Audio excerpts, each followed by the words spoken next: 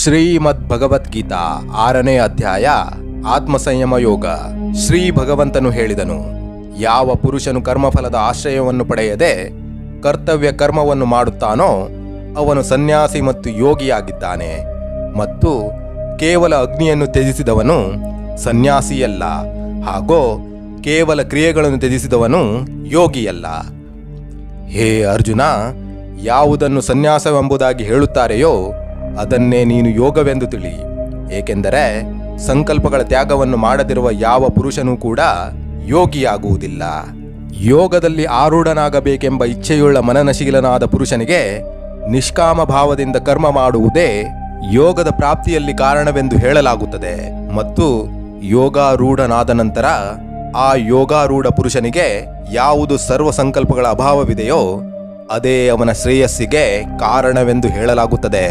ಯಾವ ಕಾಲದಲ್ಲಿ ಇಂದ್ರಿಯಗಳ ಭೋಗಗಳಲ್ಲಿ ಮತ್ತು ಕರ್ಮಗಳಲ್ಲಿಯೂ ಆಸಕ್ತನಾಗುವುದಿಲ್ಲವೋ ಆ ಕಾಲದಲ್ಲಿ ಸರ್ವ ಸಂಕಲ್ಪಗಳನ್ನು ತ್ಯಾಗ ಮಾಡಿದ ಪುರುಷನು ಯೋಗಾರೂಢನೆಂದು ಹೇಳಲ್ಪಡುತ್ತಾನೆ.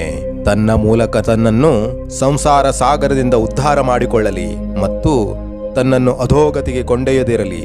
ಏಕೆಂದರೆ ಈ ಮನುಷ್ಯನು ತನಗೇ ತಾನೇ ಮಿತ್ರನು ಮತ್ತು ತನಗೇ ತಾನೇ ಶತ್ರುವೂ ಆಗಿದ್ದಾನೆ. ಯಾವ ಜೀವಾತ್ಮನ ಮೂಲಕ ಮನಸ್ಸು ಮತ್ತು ಇಂದ್ರಿಯಗಳ ಸಹಿತವಾದ ಶರೀರವು ಗೆಲ್ಲಲ್ಪಟ್ಟಿದೆಯೋ ಆ ಜೀವಾತ್ಮಿಗಾದರೋ ಅವನು ತನಗೇ ತಾನೇ ಮಿತ್ರನಾಗಿದ್ದಾನೆ. ಮತ್ತು ಯಾರ ಮೂಲಕ ಮನಸ್ಸು ಮತ್ತು ಇಂದ್ರಿಯಗಳ ಸಹಿತವಾದ ಶರೀರವು ಗೆಲ್ಲಲ್ಪಟ್ಟಿಲ್ಲವೋ ಅವನಿಗೆ ಅವನು ಶತ್ರುವಿನಂತೆ ಶತ್ರುತ್ವದಲ್ಲಿ ವರ್ತಿಸುತ್ತಾನೆ. ಶೀತ ಉಷ್ಣ ಮತ್ತು ಸುಖ ದುಃಖಾದಿಗಳಲ್ಲಿ ಹಾಗೂ ಮಾನ ಅಪಮಾನಗಳಲ್ಲಿ ಯಾರ ಅಂತಃಕರಣ ವೃತ್ತಿಗಳು ಚೆನ್ನಾಗಿ ಶಾಂತವಾಗಿವೆಯೋ ಅಂತಹ ಆತ್ಮವನ್ನು ಸ್ವಾಧೀನಪಡಿಸಿಕೊಂಡ ಪುರುಷರ ಜ್ಞಾನದಲ್ಲಿ ಸಚ್ಚಿದಾನಂದಘನ ಪರಮಾತ್ಮನು ಸಮ್ಯಕ್ ಪ್ರಕಾರದಿಂದ ಸ್ಥಿತನಾಗಿರುತ್ತಾನೆ. ಅರ್ಥಾತ್ ಅವನ ಜ್ಞಾನದಲ್ಲಿ ಪರಮಾತ್ಮನಲ್ಲದೆ ಬೇರೇನೂ ಇಲ್ಲವೇ ಇಲ್ಲ. ಯಾರ ಅಂತಃಕರಣವು ಜ್ಞಾನ ವಿಜ್ಞಾನದಿಂದ ತೃಪ್ತವಾಗಿದೆಯೋ, ಯಾರ ಸ್ಥಿತಿಯು ವಿಕಾರರಹಿತವಾಗಿದೆಯೋ, ಯಾರ ಇಂದ್ರಿಯಗಳು ಪೂರ್ಣವಾಗಿ ಗೆಲ್ಲಲ್ಪಟ್ಟಿವೆಯೋ ಮತ್ತು ಯಾರಿಗೆ ಕಲ್ಲು ಮಣ್ಣು ಮತ್ತು ಚಿನ್ನ ಸಮಾನವಾಗಿವೆಯೋ ಆ ಯೋಗಿಯು ಯುಕ್ತನು, ಅರ್ಥಾತ್ ಭಗವತ್ ಪ್ರಾಪ್ತನಾಗಿದ್ದಾನೆಂದು ಹೇಳಲಾಗುತ್ತದೆ. ಸಹೃದಯರು, ಮಿತ್ರರು, ವೈರಿಗಳು, ಉದಾಸೀನರು, ಮಧ್ಯಸ್ಥರು, ದ್ವೇಷ ಪಾತ್ರರಾಗುವನು ಮತ್ತು ಬಂಧುಗಡನದಲ್ಲಿ ಧರ್ಮಾತ್ಮರಲ್ಲಿ ಮತ್ತು ಪಾಪಿಗಳಲ್ಲಿ ಕೂಡ ಸಮಭಾವವನ್ನಿಡುವನು ಅತ್ಯಂತ ಶ್ರೇಷ್ಠನಾಗಿದ್ದಾನೆ. ಮನಸ್ಸು ಮತ್ತು ಇಂದ್ರಿಯಗಳ ಸಹಿತವಾಗಿ ಶರೀರವನ್ನು ತನ್ನ ವಶದಲ್ಲಿ ಇಟ್ಟುಕೊಂಡವನು ಆಶಾರಹಿತನು ಮತ್ತು ಸಂಗ್ರಹರಹಿತನೂ ಆದ ಯೋಗಿಯು ಒಬ್ಬಂಟಿಗನಾಗಿ ಏಕಾಂತ ಸ್ಥಾನದಲ್ಲಿ ಸ್ಥಿತನಾಗಿ ಆತ್ಮನನ್ನು ನಿರಂತರವಾಗಿ ಪರಮಾತ್ಮನಲ್ಲಿ ತೊಡಗಿಸಬೇಕು. ಶುದ್ಧವಾದ ಭೂಮಿಯ ಮೇಲೆ ಕ್ರಮವಾಗಿ ಕುಶ, ಮೃಗಚರ್ಮ ಮತ್ತು ವಸ್ತ್ರಗಳನ್ನು ಹಾಸಿ ಬಹಳ ಎತ್ತರವಿಲ್ಲದಂತೆ ಮತ್ತು ಬಹಳ ತಗ್ಗಿಲ್ಲದಂತೆ ತನ್ನ ಆಸನವನ್ನು ಸ್ಥಿರವಾಗಿ ಸ್ಥಾಪನೆ ಮಾಡಿ ಆ ಆಸನದಲ್ಲಿ ಕುಳಿತುಕೊಂಡು ಚಿತ್ತ ಮತ್ತು ಇಂದ್ರಿಯಗಳ ಕ್ರಿಯೆಗಳನ್ನು ವಶದಲ್ಲಿಟ್ಟುಕೊಂಡು ಮನಸ್ಸನ್ನು ಏಕಾಗ್ರಗೊಳಿಸಿ ಅಂತಃಕರಣದ ಶುದ್ಧಿಗಾಗಿ ಯೋಗದ ಅಭ್ಯಾಸವನ್ನು ಮಾಡಬೇಕು. ಶರೀರ, ತಲೆ ಮತ್ತು ಕುತ್ತಿಗೆಯನ್ನು ನೇರವಾಗಿ ಮತ್ತು ಅಚಲವಾಗಿ ಇಟ್ಟುಕೊಂಡು ಮತ್ತು ಸ್ಥಿರವಾಗಿ ತನ್ನ ಮೂಗಿನ ತುದಿಯಲ್ಲಿ ದೃಷ್ಟಿಯನ್ನು ನಿಲ್ಲಿಸಿ ಬೇರೆ ದಿಕ್ಕುಗಳನ್ನು ನೋಡದೆ ಬ್ರಹ್ಮಚಾರಿಯ ವ್ರತದಲ್ಲಿ ಸ್ಥಿತನಾಗಿದ್ದು ಭಯರಹಿತನಾಗಿ ಪೂರ್ಣವಾಗಿ ಶಾಂತವಾದ ಅಂತಃಕರಣವುಳ್ಳ ಎಚ್ಚರಿಕೆಯುಳ್ಳ ಯೋಗಿಯು ಮನಸ್ಸನ್ನು ತಡೆದುಕೊಂಡು ತನ್ನಲ್ಲಿಯೇ ಚಿತ್ತವುಳ್ಳವನಾಗಿ ಮತ್ತು ತನ್ನಲ್ಲಿ ಪರಾಯಣನಾಗಿ ಕುಳಿತುಕೊಳ್ಳಬೇಕು. ಮನಸ್ಸನ್ನು ವಶಪಡಿಸಿಕೊಂಡಿರುವ ಯೋಗಿಯು ಈ ಪ್ರಕಾರವಾಗಿ ಆತ್ಮವನ್ನು ಪರಮೇಶ್ವರ ಸ್ವರೂಪನಾದ ನನ್ನಲ್ಲಿ ನಿರಂತರವಾಗಿ ತೊಡಗಿಸುತ್ತಾ ನನ್ನಲ್ಲಿರುವ ಪರಮಾನಂದದ ಪರಕಾಷ್ಟ ರೂಪಿಯಾದ ಶಾಂತಿಯನ್ನು ಪಡೆಯುತ್ತಾನೆ. ಹೇ ಅರ್ಜುನ, ಈ ಯೋಗವು ಅತಿಯಾಗಿ ತಿನ್ನುವವನಿಗೂ ಸರ್ವತಾ ತಿನ್ನದಿರುವವನಿಗೂ ತುಂಬಾ ಮಲಗುವ ಸ್ವಭಾವವುಳ್ಳವನಿಗೂ ಅಥವಾ ಸರ್ವತಾ ಮಲಗದೇ ಇರುವವನಿಗೂ ಸಿದ್ಧಿಸುವುದಿಲ್ಲ.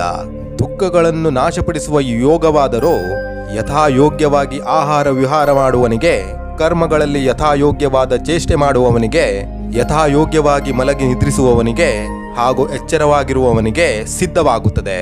ಸಂಪೂರ್ಣವಾಗಿ ವಶಪಡಿಸಿಕೊಳ್ಳಲಾದ ಚಿತ್ತವು ಯಾವ ಕಾಲದಲ್ಲಿ ಪರಮಾತ್ಮನಲ್ಲಿಯೇ ಪೂರ್ಣವಾಗಿ ಸ್ಥಿತವಾಗಿರುತ್ತದೋ ಆ ಕಾಲದಲ್ಲಿ ಸಂಪೂರ್ಣ ಭೋಗಗಳಲ್ಲಿ ಸ್ಪೃಹಾರಹಿತನಾದ ಪುರುಷನು ಯೋಗಯುಕ್ತನಾಗಿದ್ದಾನೆಂದು ಹೇಳಲಾಗುತ್ತದೆ.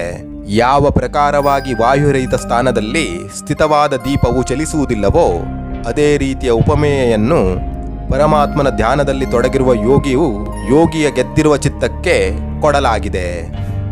ಯೋಗಾಭ್ಯಾಸದಿಂದ ವಶ ಮಾಡಿಕೊಂಡಿರುವ ಚಿತ್ತವು ಯಾವ ಅವಸ್ಥೆಯಲ್ಲಿ ಪರಮಾತ್ಮನ ಧ್ಯಾನದಿಂದ ಶುದ್ಧವಾದ ಸೂಕ್ಷ್ಮ ಬುದ್ಧಿಯ ಮೂಲಕ ಪರಮಾತ್ಮನನ್ನು ಸಾಕ್ಷಾತ್ಕರಿಸಿಕೊಳ್ಳುತ್ತಾ ಸಚ್ಚಿದಾನಂದ ಘನನಾದ ಪರಮಾತ್ಮನಲ್ಲಿಯೇ ಸಂತುಷ್ಟನಾಗಿರುತ್ತಾನೋ, ಹಾಗೂ ಇಂದ್ರಿಯಗಳಿಂದ ಅತೀತವಾದ ಕೇವಲ ಶುದ್ಧವಾದ ಸೂಕ್ಷ್ಮ ಬುದ್ಧಿಯ ಮೂಲಕ ಗ್ರಹಿಸಲು ಯೋಗ್ಯವಾದ ಯಾವ ಅನಂತವಾದ ಆನಂದವಿದೆಯೋ ಅದನ್ನು ಯಾವ ಅವಸ್ಥೆಯಲ್ಲಿ ಅನುಭವಿಸುತ್ತಾನೋ, ಮತ್ತು ಯಾವ ಅವಸ್ಥೆಯಲ್ಲಿ ಸ್ಥಿತನಾದ ಈ ಯೋಗಿಯು ಪರಮಾತ್ಮನ ಸ್ವರೂಪದಿಂದ ಎಂದಿಗೂ ವಿಚಲಿತನಾಗುವುದೇ ಇಲ್ಲವೋ, ಮತ್ತು ಪರಮಾತ್ಮನ ಪ್ರಾಪ್ತಿರೂಪಿ ಯಾವ ಲಾಭವನ್ನು ಪಡೆದುಕೊಂಡು ಅದಕ್ಕಿಂತ ಅಧಿಕವಾದ ಬೇರೆ ಯಾವುದೇ ಲಾಭವನ್ನು ಮನ್ನಿಸುವುದಿಲ್ಲವೋ, ಮತ್ತು ಪರಮಾತ್ಮನ ಪ್ರಾಪ್ತಿರೂಪಿ ಯಾವ ಅವಸ್ಥೆಯಲ್ಲಿ ಸ್ಥಿತನಾದ ಯೋಗಿಯು ಭಾರೀ ದೊಡ್ಡ ದುಃಖದಿಂದಲೂ ಕೂಡ ವಿಚಲಿತನಾಗುವುದಿಲ್ಲವೋ, ಯಾವುದು ದುಃಖರೂಪಿ ಸಂಸಾರದ ಸಂಯೋಗದಿಂದ ರಹಿತವಾಗಿದೆಯೋ ಹಾಗೂ ಯಾವುದರ ಹೆಸರು ಯೋಗವೆಂಬುದಾಗಿದೆಯೋ ಅದನ್ನು ತಿಳಿಯಬೇಕು. ಆ ಯೋಗವನ್ನು ಬೇಸರಿಸದೆ, ಅರ್ಥಾತ್ ಧೈರ್ಯ ಮತ್ತು ಉತ್ಸಾಹದಿಂದ ಕೂಡಿದ ಚಿತ್ತದಿಂದ ನಿಶ್ಚಯಪೂರ್ವಕವಾಗಿ ಮಾಡುವುದು ಕರ್ತವ್ಯವಾಗಿದೆ. ಸಂಕಲ್ಪದಿಂದ ಉತ್ಪನ್ನವಾಗುವ ಸಂಪೂರ್ಣ ಕಾಮನೆಗಳನ್ನು ನಿಶೇಷ ರೂಪದಿಂದ ತ್ಯಾಗ ಮಾಡಿ ಮತ್ತು ಮನಸ್ಸಿನ ಮೂಲಕ ಇಂದ್ರಿಯಗಳ ಸಮುದಾಯವನ್ನು ಎಲ್ಲ ಕಡೆಗಳಿಂದಲೂ ಪೂರ್ಣವಾಗಿ ತಡೆದುಕೊಂಡು ಕ್ರಮಕ್ರಮವಾಗಿ ಅಭ್ಯಾಸ ಮಾಡುತ್ತಾ ಉಪರತಿಯನ್ನು ಪಡೆದು ಹಾಗೂ ಧೈರ್ಯದಿಂದ ಕೂಡಿದ ಬುದ್ಧಿಯ ಮೂಲಕ ಮನವನ್ನು ಪರಮಾತ್ಮನಲ್ಲಿ ಸ್ಥಿತಗೊಳಿಸಿ ಪರಮಾತ್ಮನಲ್ಲದೆ ಮತ್ತೇನನ್ನು ಕೂಡ ಚಿಂತಿಸಬಾರದು.